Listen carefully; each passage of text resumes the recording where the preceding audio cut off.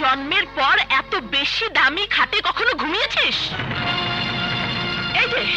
এই যে বিছানা চাদরটা দেখছিস, এটাও তোর থেকে অনেক অনেক অনেক বেশি দামি।